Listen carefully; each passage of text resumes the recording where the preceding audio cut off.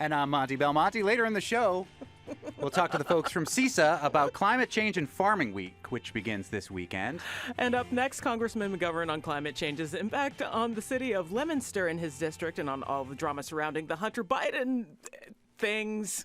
But right now, it's Live Music Thursday. Because Friday, when we usually do live music, is too small to contain the rock. And joining us, originally from Essex, England, a band whose 1982 hit is among the top 500 songs ever played on radio in the United States. The group received a Lifetime Achievement Award at the BMI Awards, celebrating 3 million plays of this particular song. 7 million? Yeah, wow, see, yeah, don't like, round it down there. I don't know where I got that bad information. That 7, Wikipedia corrected. is Corrected. 7 million plays. And they're playing Hawks and Reed in Greenfield this Saturday. We're going to hear new stuff from them and that aforementioned 7 million played song coming up in just a little bit. But welcome to the Fabulous 413 Modern English. Thank you very much. We're going to start with a track from an up-and-coming album called 1, 2, 3, 4. This is called Crazy Lovers.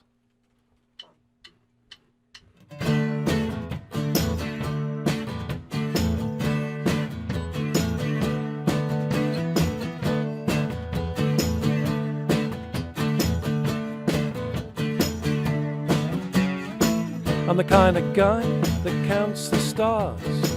I'm the kind of person that won't go far. I'm always listening to sound. It all goes round and round. You crazy lovers, you step above us. I still don't know what time it is. I still don't know what day it is. Crazy lovers, you step above us. Still don't know what time it is. I still don't know what day it is. Then we listen to sound. It all goes round and round.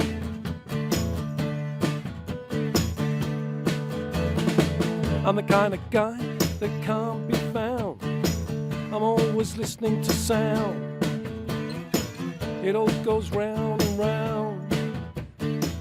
It all goes round and round. You crazy lovers, you step above us. I still don't know what time it is. I still don't know what day it is. You crazy lovers, you step above us. I still don't know what time it is. I still don't know what day it is. Then we listen to sound. It all goes round and round and round and round and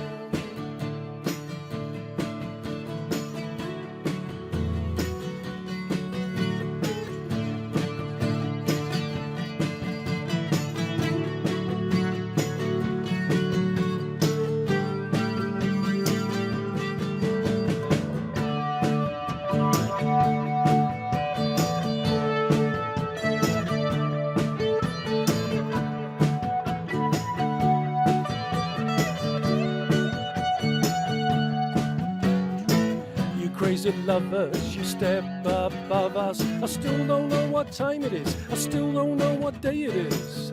You crazy lovers, you step above us. Still don't know what time it is. I still don't know what day it is. Then we listen to sound. It all goes round and round and round and round. Crazy lovers.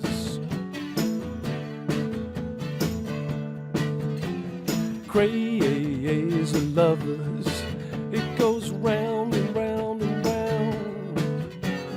Crazy lovers, it goes round and round and round. Crazy lovers, count the stars. Woo! Modern English here on the Fabulous 413 on NEPM. They're playing at Hawks and Reed in Greenfield on Saturday night. Robbie Gray, Mick Conroy, Gabriel Sullivan, and Rick Chandler. New music from their forthcoming album that'll be out early 2024. That's right. 1, 2, 3, 4. Absolutely.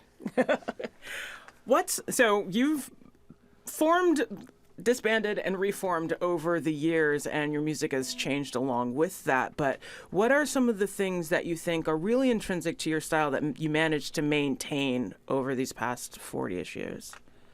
Cool, that's a question, isn't it? Yeah, do you still call it new wave when it happened, They call it 40 They call it It's post-punk. post-punk now, yeah. But it's still like more new wave than anyway. Those definitions are all over the That's place. all about the haircuts. That is. That's not about the music. Yeah. And what colour hair you have on any Right. given week.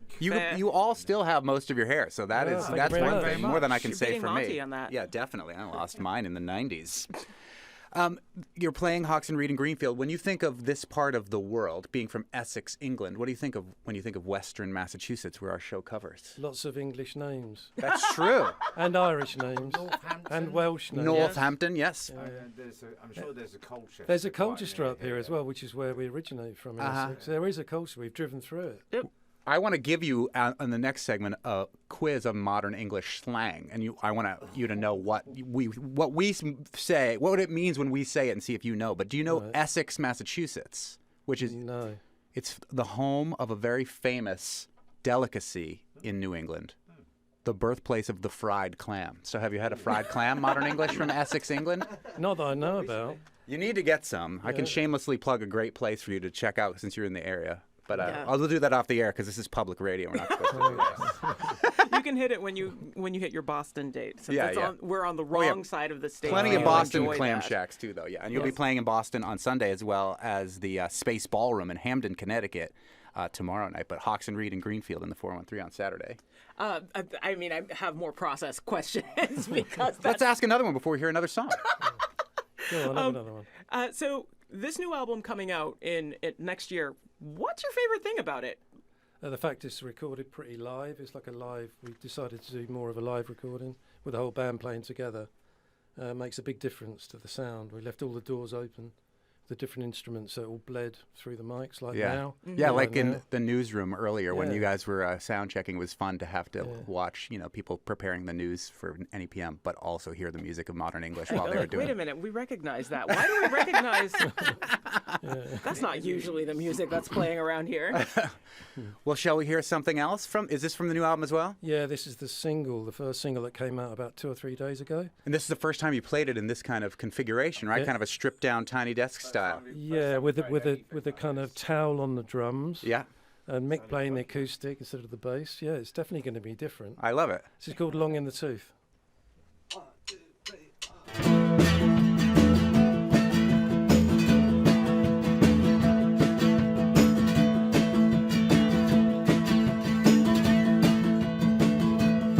I don't have any answers to all of the questions. It's taken a lifetime. I'm long in the tooth. It's taken a lifetime, taken a lifetime, taken a lifetime. I'm long in the tooth.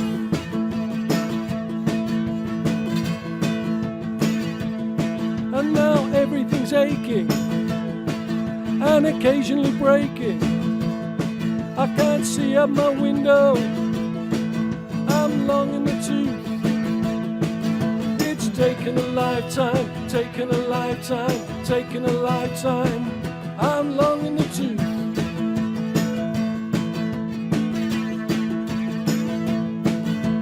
I know something, it might be nothing. I know something that you don't know. I know something, it might be nothing. I know something that you don't know.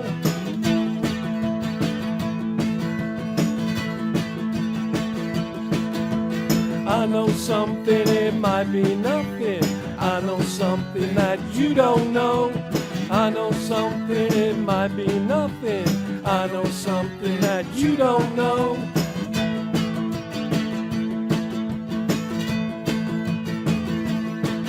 It's taken a lifetime, taken a lifetime, taken a lifetime. I'm long in the tooth.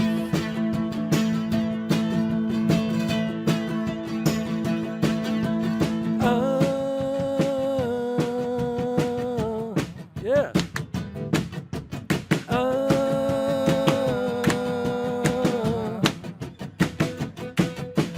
I know something might be nothing. I know something that you don't know. I know something, it might be nothing. I know something that you don't know.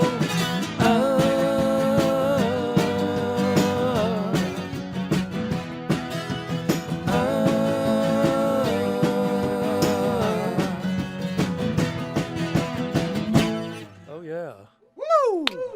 Modern English, who are playing at Hawks and Reed in Greenfield on Saturday. Robbie Gray, Mick Conroy, Gabriel Sullivan, and Rick Chandler. We're gonna. You're gonna give them a modern English quiz in a little bit. Yeah, I want to do that. It'll be very, very brief, and then we're gonna hear the song that's been played over 7 million times on the radio. We'll get that number right with that eventually. band. Yeah, you're listening to Live Music Thursday on the Fabulous 413 here on NEPM.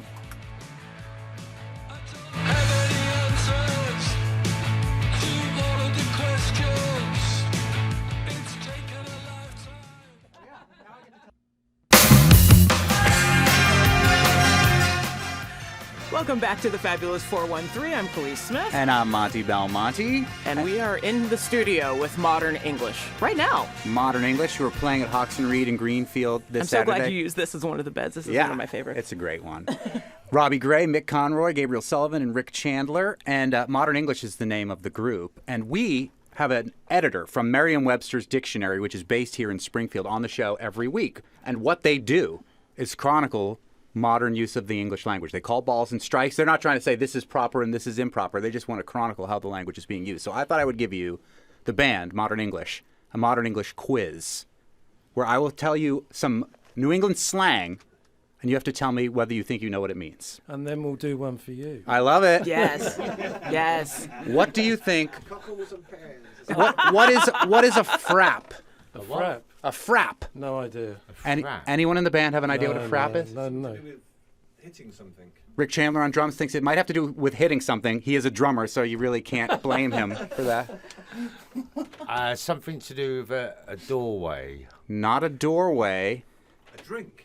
It is a drink. It's a drink. Yeah. It's a drink that people in most of the country and the world call a milkshake, which has ice cream and milk in it. But yes, there we go. And Yeah. that's where we hear it. There you But go. in New England, a frap is the one that has ice cream. A milkshake has no ice cream. It's just blended Yeah, milk.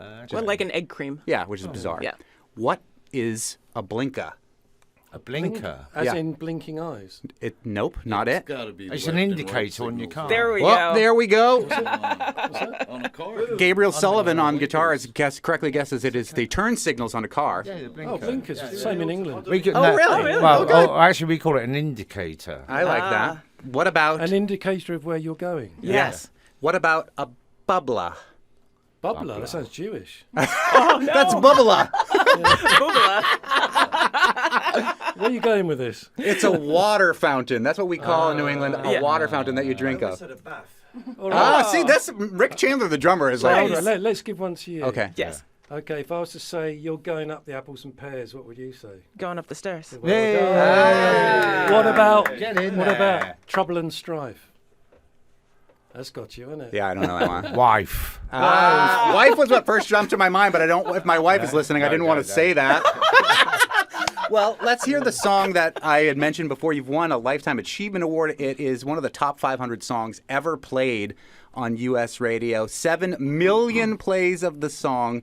This band playing at Hawks and Reed in Greenfield on Sunday. Modern English. This is I Melt With You.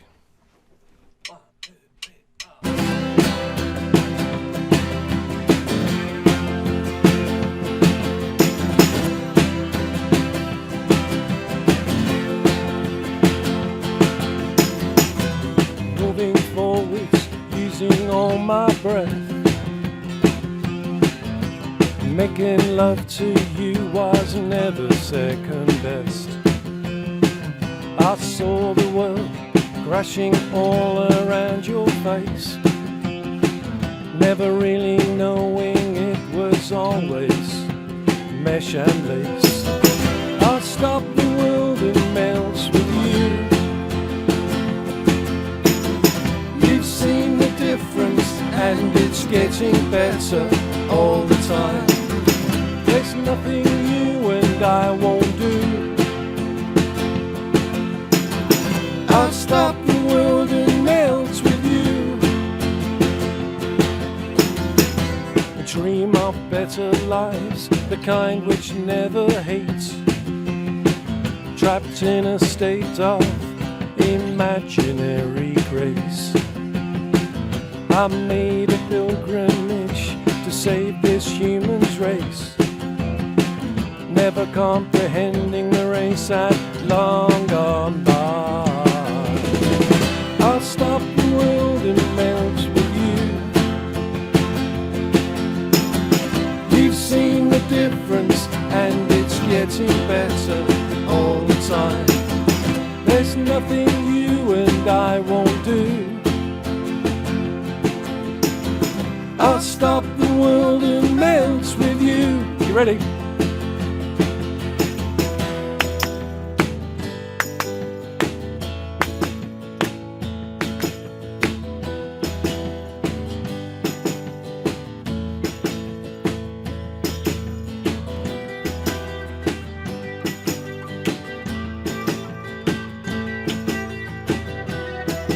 The future's open wide.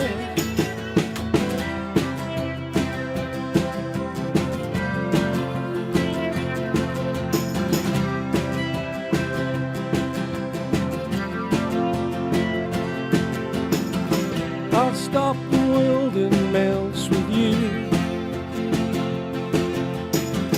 I've seen some changes, but it's getting better all the time. There's nothing you and I won't do. I'll stop the world and melt with you.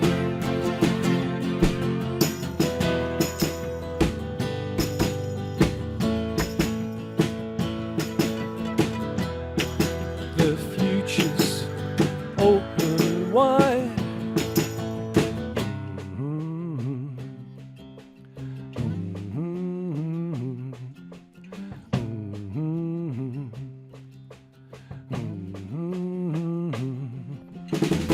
I'll stop the world and melt with you. You've seen the difference and it's getting better all the time. There's nothing you and I won't do. I'll stop the world and melt with you. I'll stop the world and melt with you. I'll stop the world and melt with you.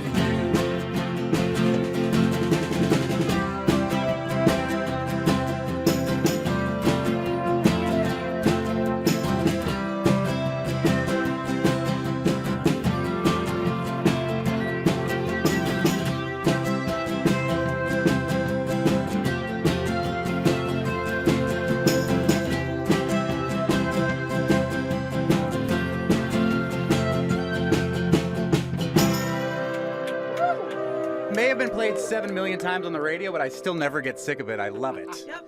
Modern English, Melt With You. That's how you know you have a hit song. Robbie Gray, Mick Conroy, Gabriel Sullivan, Rick Chandler. They're playing Friday at the Space Ballroom in Hampton, Connecticut, Saturday night at Hawks and Reed in Greenfield, and Sunday in Boston. Where they'll be enjoying fried clams. Yes, fried clams are the delicacy of Essex, your original hometown. Big thank you to Mill River Music in Northampton, who loaned the guitars that the band has been using today. They're moving to a new space and crowdfunding for it, so you can look into that. Thank you all so much for coming to play on the Fabulous 413 today. That was good fun. Very good fun.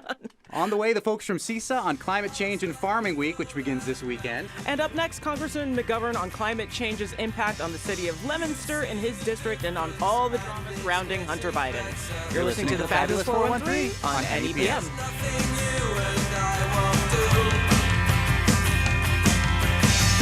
I'll stop the world and melt with you. Back in D.C., I am. Yep. and the fun begins. I'm having so much fun. Time for our weekly check-in with U.S. Congressman from the 2nd Congressional District of Massachusetts, Worcester's own Congressman Jim McGovern, in a segment we like to call McGoverning with McGovern. You can send your questions for the Congressman at thefab413@nepm.org, or you can text them at 800-639-9120, and we'll talk a little bit about the fun that Kevin McCarthy, the Speaker of the House, has already brought this first week back in session. But your district, just outside the 413, Leominster, has been in the news quite a bit this week because of the intense flooding and infrastructure damage of roads because of it. Governor Healy issued a state of emergency for Worcester County and mobilized the Massachusetts Emergency Management Agency, the Department of Conservation and Rec, the MBTA, the Mass Department of Transportation. The footage of those road collapses was shocking. What has your office been up to in the aftermath of what amounts to another local environmental disaster?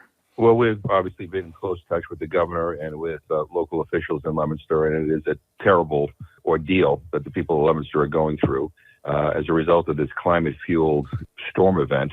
We've also I've had a conversation with the regional administrator of FEMA and been in close contact also with people at MEMA, which is the state emergency response agency. It's my understanding that the state has provided the information to the federal government that Leominster meets the threshold in terms of the damage for FEMA to kick in. And so we have been pressing FEMA to respond ASAP to make sure that all the support and the aid that they can provide is done urgently and immediately. That's where our focus is right now, making sure that the aid gets there. And we have to, find ways to make sure that there's federal and state money going to repair and reinforce infrastructure. These events, we had one out in Western Massachusetts that impacted a lot of our farms. These are not normal, but they're happening more and more frequently. And it is all directly tied to climate change. And so when people continue to stick their head in the sand and say, oh, that's not what it is, I want to know what planet they're living on. But we need to make sure the funding is there for emergency, immediate response. But we need to start rethinking some of our federal programs in the long term in terms of how we can provide more support to reinforce infrastructure so that when these things happen in the future, the damage isn't as intense. And perhaps redefine what infrastructure means. We've talked about this a number of times since the July 10th floods in particular, but just yesterday in the Greenfield Recorder, the Conway Select Board has penned a letter to the Massachusetts Emergency Management Agency in response to the decision not to pursue a federal disaster declaration. They'll send that letter to Representative Natalie Blais and Senator Paul Mark, as well as to the MEMA director. Does it strike you as ironic that MEMA has sprung into action to request FEMA federal money for this Leominster because so many kind of urban roads were washed out? Meanwhile, Conway, a very much rural community, is not getting that same sort of treatment, nor are the farmers who may not have roads and infrastructure proper, but provide a food infrastructure for a large part of the state. Well, we've had this conversation before. We do need to kind of redefine what infrastructure means. And because our programs are at the state and federal level are not as flexible as we would all like at this moment, we need to look as to how we can change them. In the meantime, that's what this whole Farm Resiliency Fund was about. And Natalie Blais and the others in the delegation have been very, very helpful, Joe Cumberford, in supporting that effort. We're trying to work around some of the restrictions that people feel are in place right now. The other thing is the state is, providing additional funds to help our farmers. And if we can ever get an appropriations process completed here in the House, we're hoping for some more emergency funds designated to help some of our rural areas because of those storms to be part of the package. But look, because of climate change, we need to think differently. It can't be the same old approach to everything. And even in terms of what we prioritize in terms of infrastructure and our infrastructure bills. We need to build in capacity in communities to be able to withstand some of these storms. So, but I know the state legislative delegation, is working very, very hard, and they all get it. And Natalie Blais, Paul Mark, and Lindsay, and Joe Cumber, all these people get it. They're great. Dan Carey, we're trying to respond to the urgent need and then also looking to the long term. And if you missed it, we had a fundraiser earlier this week that we were a part of for the Farm Resiliency Fund. And because of listeners like you and a coordinated effort with other radio stations and the business community, an additional $27,000 plus went into that fund this week, which is great. Back to... It is great. Yeah. It is inspiring, right? People are coming together, members of the communities, many of them not farmers, who say, we value them. And we want to help, and whether it's $5 or $100 or whatever, people are coming forward, and millions of dollars have been raised, and a lot of farmers have already received checks, and we want to continue to build on that fund. So thank you to you and the station, and to everybody who contributed. I had mentioned the new fund that you're having in the House of Representatives now that it's reconvened, and under pressure to avoid a government shutdown, it seems. Republican Speaker of the House, Kevin McCarthy, has agreed to launch an impeachment inquiry into Joe Biden and some of the dealings that his son might have had. He changed his mind from when Nancy Pelosi, without a vote of the full House, decided to go forward and launch an impeachment inquiry into Trump's dealings with Ukraine. It seems like, at least for now, impeachments are going to be a weapon of the House no matter who is president. Are there regrets being expressed in your party now for kind of opening this Pandora's box for the Speaker Pelosi to not go before the full House for a vote to launch this impeachment inquiry? We did go before. I mean, we did go before the full House and have a vote on the first impeachment. I mean, but on the inquiry, to open the inquiry, I think that's the right. sticking point here. Look, I mean, the deal is they've had an inquiry going since they took over the chamber. The investigations into Joe Biden, Hunter Biden, and everything else Biden related, that's not new. It's been going on for a long time. You vote for a formal procedure to go further, if you have evidence. And on Ukraine, there was evidence. And so we went forward. Look, impeachment is a serious matter. It's not a political weapon. And I'm sorry that that's inconvenient for the people on the right to hear, but there was a lot of there with Donald Trump. And there was there when they launched an impeachment inquiry against Richard Nixon. The point of the matter is that this is serious stuff. And we know what's happening right now. We know that Donald Trump is coordinating this with the Freedom Caucus and people like Marjorie Taylor Greene. There's been lots of reporting on those conversations. What he's saying to people is impeach him no matter what. Impeach him because you don't like the way he looks. Who cares? Because if you do that, then I can make the case that my two impeachments didn't matter. They were just part of politics. Mitt Romney, who has announced that he is not going to run for re-election, a Republican, I mean, he voted to impeach Donald Trump on the second one. So this was not just a Democratic impeachment effort. I mean, Republicans voted for impeaching the president as well. So, it's serious business. And if you have committed crimes, if you have done things that reach the level of impeachment, then it is appropriate to go forward.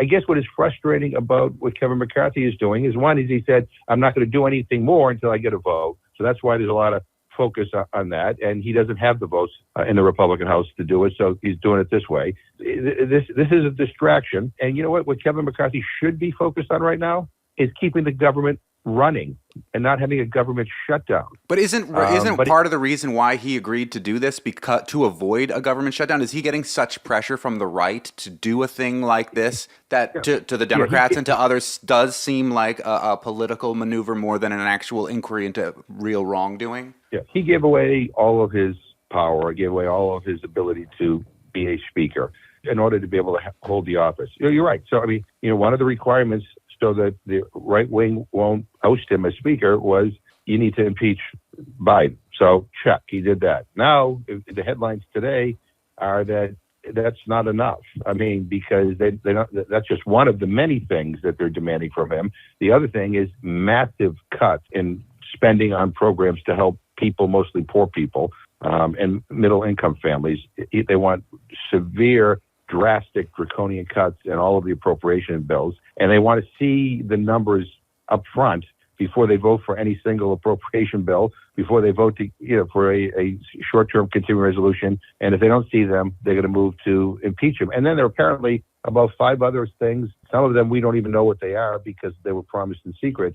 So they're blackmailing him. But he is so enamored, I guess, with the trappings of the office, maybe the car and the you do get a balcony. You get a speaker's balcony in the House of Representatives. That's pretty nice. It's a good view. Right. I mean, so I guess that's more important to him than the American people and what's good for this country. But these guys, I mean, it's a small fraction of this House, maybe 25% of the Republican Party. Maybe 25% of the American people think the way these Freedom Caucus people do, but they are calling all the shots. Marjorie Taylor Greene is the Speaker of the House right now. I mean, let that sink in for a minute. At least it's not Lauren Boebert who's busy vaping at a Beetlejuice the musical event. Did you get that story? Yeah, I did. I saw that story, and that might be the. I don't think it's nice to smoke indoors, but it might go. The fact that she could sing along to Beetlejuice the musical might be the thing I like most that I've ever heard about Lauren Boebert. Apparently, she was offended that a woman who was sitting behind her who happened to be pregnant said, "Please don't smoke because I'm pregnant," and she had a meltdown over that, and so then she was escorted Did I lose you? Uh-oh. Hello? Can you hear me? Yeah, now I hear you. Oh yeah. I could hear you, but you couldn't hear me. I don't know why. I don't know. It's Lauren Boebert and the right wing it's a vast right wing conspiracy to interrupt our phone call in the middle of that Beetlejuice conversation. We shouldn't have said his name 3 times. That's what it comes down to. Bug? No. Ant? Close but no. Beetle? Yes. Beetlejuice? Wow, I'm impressed. And all you gotta do is say my name 3 times. 3 times in a row. It must be spoken unbroken. But politics has obviously always been bonkers, but feels particularly bonkers right now. All that being said, there has been a lot of traction since Biden ran for president with Hunter Biden and some of his dealings. Is Hunter Biden too big a liability for President Biden going into his reelection campaign over the course of the next year? And if so, what can the Democratic Party or should the Democratic Party do about it? Look, Hunter Biden's situation is going to resolve itself through the legal process. But Hunter Biden's not running for president. Donald Trump's kids aren't running for president. I mean, really? I mean, that's the focus. The focus ought to be on issues that matter in this country, like climate change, like good wages, like continuing to push inflation down, like good jobs that pay decent wages, helping kids afford a decent education, making sure people can retire, with a sense of security. All those things matter. And we cannot allow the fringe to distract us from what really matters in people's lives. And that's the challenge here. I mean, with all the crazy platforms that are out there, it's easy to get distracted and to look away from what really is important. That's what they want you to do. They don't want you to focus on real things. And so we can talk about Hunter Biden all we want. I don't know what's going to happen to him. He's had a difficult, troubled life, and he's going to pay a price. There's legal proceedings against him. But that's him. So let's focus on what is important. I mean, think about what could happen if the Republicans get more seats in the Senate or in the House, or if Donald Trump becomes president again. Women's reproductive freedoms are already being taken away under severe attack. I mean, these people want to make abortion illegal everywhere in this country. Look at the attacks against the LGBTQ plus community. I mean, think about what could happen. So enough of the distractions. Let's focus on what matters and move forward. But whether this is this impeachment or what, they're going to do what they're going to do. We can't do anything about Kevin McCarthy and the fact that he doesn't have a spine. I mean, maybe he can go to a doctor and get one surgically implanted and maybe stand up to the fringe. But the bottom line is we have to focus on what matters to the American people. And in the short term, it means not shut this government down. One thing that matters to the American people in your district and in the greater New England area are the New England Patriots. And I saw that you were hanging out with former New England Patriots tight end who redefined that position in the game of professional football, Rob Gronkowski. Gronk, what were you doing hanging out with Gronk, Congressman Jim McGovern? Well, we were at an event, talking about the importance of medical research, and I co-chaired a cystic fibrosis caucus, and anyway, he was there for that, and we had a good, we had a nice conversation. I told him that, I obviously admired him, but didn't really approve of how he ended his career. Could have used him on Sunday. Could have used him on Sunday, but he was incredibly nice, and I really, it was really nice. I'd never met him before in person, and so it was a fun experience. It was an event called the Valley Fever Task Force. What is that? Does it have to do with our valley, or is it another valley? No, it's another valley. Oh, okay. Out in but the whole focus was on the importance of investing in medical research to find cures for a number of diseases that are plaguing so many people in this country and around the world. And so it was an event that was very inspiring and uplifting, and Democrats and Republicans were there. That's a rarity now. Yeah, that's one thing one thing Democrats and Republicans can agree on: Gronk. Yeah. Anyway, but it was fun. U.S. Congressman from the 2nd Congressional District of Massachusetts, Congressman Jim McGovern joins us every week. McGoverning with McGovern. Send us a question, and I'll ask it on your behalf. The fab413@nepm.org, or you can text your questions 800-639-9120. Thanks as always, Congressman. All the best. Be safe. Coming up, the folks from CISA on Climate Change and Farming Week, which begins this weekend. You're listening to the Fabulous 413 on NEPM.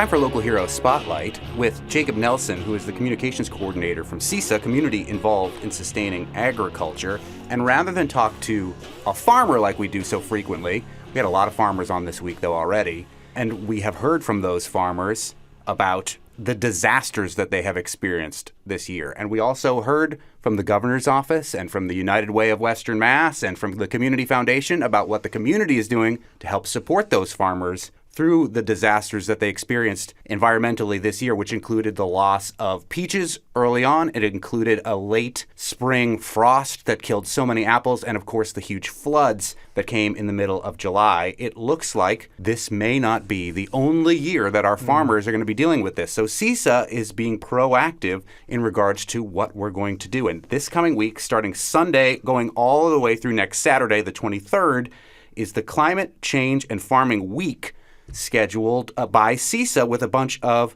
conferences and discussions about how we can navigate through this as farmers and an agricultural-based community. And also joining us from CISA is their climate coordinator, Stephen Taranto, like the Canadian city, but more with an Italian flair. Is Taranto. Sounds good. This is in coordination with other events going on across the country and the globe, right? That's right. Over the last couple of decades, the United Nations has met every September in New York to look at certain aspects of climate change and international agreements. And what has cropped up around that time Pun intended for a farming-related look at this thing. Yeah. Are sort of action events all over the world that take place at the same time, so that while we're getting this one perspective from an international body, we're also hearing from the grassroots. And so CISA wanted to jump on to that movement. And so we've put together a week of events that are going to allow folks to get actually get out on farms and visit with farmers, talk with farmers, and see what's going on for them. Some of the farms that are represented are Simple Gifts Farm in Amherst, Warner Farm in Sunderland, where we did our Mike's Maze conversation a little bit earlier this week. Reed Farm in Sunderland. Out in the Berkshires at the Berkshire Botanical Gardens in Stockbridge, which is another place we visited, which has been great. Nuestras Raíces in Holyoke, and then Wheelview Farm in Shelburne Falls, amongst others. Who came up with these particular topics? And let's talk about a few of them. Well, our approach at CISA for this has been to create a container more than organize all of the events that are taking place. We wanted to create an opportunity for farmers to share the kinds of solutions that they are putting into practice on their farms so that we can all keep eating local food and they can keep doing what they love to do. So we actually put a call out to all of our membership, and we invited farms and some of the organizations that we work with to propose events. And we offered to do promotion. We offered to help them figure out how to structure an event. You've got to think of a lot of things when you invite people onto a farm. So we gave some support, but more than anything, we want this to be an event that grows by itself. Farms have come to us and said, hey, I'd like to get people out to see how I use rotational grazing for my cattle, and the beef that I sell comes off of fields that have been managed in ways that actually help the environment and might just help us combat some of the impacts of climate change that they're all feeling every day on the farms in the valley. I know that one of the conferences happening this coming Tuesday, the 19th, is about no-till practices, and that's with Simple Gifts Farm in Amherst. I think that's something that's becoming more widely known. But for those who aren't familiar with no-till, why is it important in regards specifically to climate change, as Climate Change and Farming Week begins this coming Sunday? Yeah, no-till is definitely a really important practice. It can be a little confusing, the notion that you could grow food without ever working the soil and breaking up the soil to plant the seeds or the seedlings in it. But that's not so much the idea. The idea is that if we till or move the soil too much, there's all kinds of negative impacts from that. Erosion can be one of them. And we're also breaking up this magnificent ecosystem that exists in the soil and that allows the food that we eat to actually grow and thrive. And so no-till practices might be better referred to sometimes as reduced till. And the idea is that you just want to work the soil less and less or as little as possible and allow organic matter and worms and microorganisms to flourish, because that's what our food needs to grow well. Some carbon sequestration remains when the soil is not turned over in that way. Is that true? Exactly. Organic matter stays in the soil, and of course, rather than being released as a gas or gases, which can happen when it's broken up, it stays in the soil.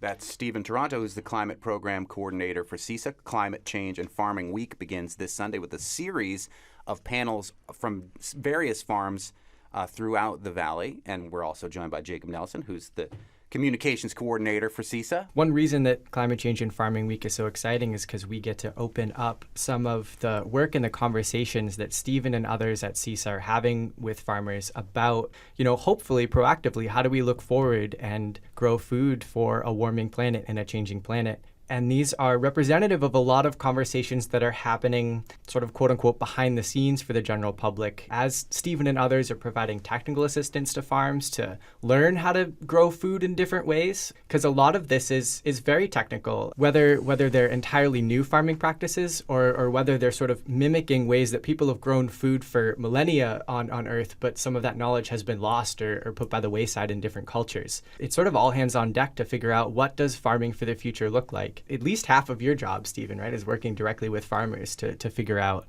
how do we do things differently, both for a climate mitigation, if that's tilling our soil a little bit less so it's able to hold carbon, that's great, but also considering all of the impacts that we're already seeing this year, and as you listed at the beginning, Monte, and we've sort of gone in the last 3 years from terribly wet to terribly dry to terribly wet again. There's a lot of need for adapting to manage some of the risk that is increasing for people growing food in our region and around the globe. So there's a lot of work to be done to support farmers in managing that risk. In fact, one of the farms that is hosting an event during Climate Change and Farming Week, Reed Farm, some of our listeners or your listeners might... They're yours too today. Some of our listeners, thank you, may be familiar with the different poultry products that they produce and sell in our area. They're out of Sunderland. Yeah, they're in Sunderland, and they're hosting an event to look at a new composting enterprise that they're building up on the farm. And they were able to do this with one of CISA's adaptation grants. We have a really nice grants program that farmers can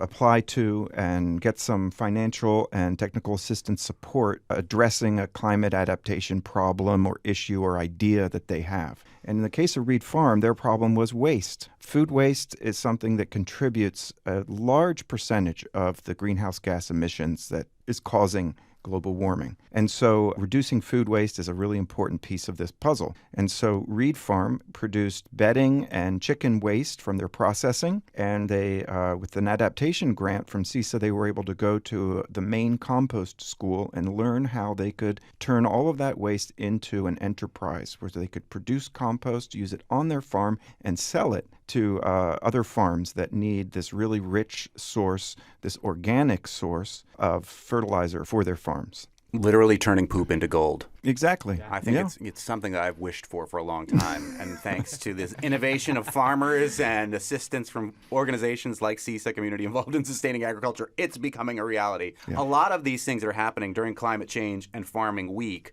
seem like they are specifically geared towards farmers. But if you're somebody who's listening who's not a farmer but cares deeply about farming, about agriculture, about the climate, what are some of the events happening next week that would be more geared to the public? Jacob Nelson? Our kickoff event this Sunday, the 17th at noon, running from noon to 2:30 at the Church of St. James and Andrew in Greenfield, is an event called Local Farming in the Climate Crisis, and it's a panel and action circle. So we'll be joined by Sarah Voiland from Red Fire Farm, as well as David Fisher from Natural Roots Farm, both up there in Franklin County, to share some of their experiences over the past handful of years dealing with the impacts of climate change. It's an interesting view into what they're seeing with these challenges, because farmers are on the front lines of a lot of these impacts landing in our backyard. And that will transition into an action circle and discussion of different ways that folks can get involved in climate action locally, regionally, and nationally, and hopefully build a little bit of energy and momentum and just get people connected to new ideas and new people that they can organize with locally here. And that's Sunday at noon at the Church of St. James Yeah. at Andrew in Greenfield. I don't know why they had to fight over which saint it was going to get the church name, but it's both James and Andrew in Greenfield. I see that as also, if you're not a farmer but you care about these sort of things, I've talked for many weeks and will continue to talk to Congressman Jim McGovern about the Farm Bill. There's a Farm Bill and climate-friendly farm letter writing campaign and info session happening on Friday at the UMass Student Farmers Market. And then if you are just have a yard where you're planting things, there's a native plant sale. And, we've learned over the years about the importance of native plants when it comes to pollinators and the pollinators in regards to how keeping a healthy ecosystem. So they're at the Hadley Library in Hadley next Saturday, the 23rd, there's a native plant sale. So there's no shortage of events for people who aren't farmers, but who care about the environment, who care about local agriculture to learn or to participate in these kind of discussions. Yeah. Thankfully, there's been such great response that you've been covering on this show, Monte, too, to some of the climate change fueled disasters in the past year that have created these tools to help farms deal with the risk of farming in an age of climate change. I get to have a lot of conversations with farmers. They call me. They say, "You're not going to believe this. This happened to me. I can't believe I'm watching my fields get flooded in front of my very eyes." And so this is an example, I think, of what I would call the solidarity economy that I think CISA is really trying to, pun intended, cultivate here in the Valley. Farmers need to feel that we've got their backs because what they're doing is really hard, and climate change is making it a lot harder. And so things like the Emergency Farm Fund, like Climate Change in Farming Week, like other opportunities to get out and learn more about where your food comes from, they're all ways that we're trying to support farmers as they figure out how to keep doing what they love to do while they're getting sideswiped literally every month by some new event. That's Stephen Toronto, who is the Climate Program Coordinator for CISA, community involved in sustaining agriculture. Climate Change and Farming Week begins this Sunday, noon, that local farming in the climate crisis panel and action circle in Greenfield at the Church of St. James and Andrew, and then other events going throughout the course of the rest of the week. We're also joined by Jacob Nelson, the communications coordinator from CISA. You can find out about Climate Change and Farming Week, which begins this Sunday, by checking out all of the events at buylocalfood.org. Thank you both so much. Thank you, Monte. Thank you. I also feel like we've been getting a crash course in climate change this year with all of the flooding and the frosts. Yeah, we already go into that Climate Change and Farming Action Week with credits. Yes. All of us. They get to transfer because, sheesh. Farming. Sheesh, as Russell Brain from Park Hill Orchard said Monday on the show. It was pretty accurate, Yes. I think. Yes.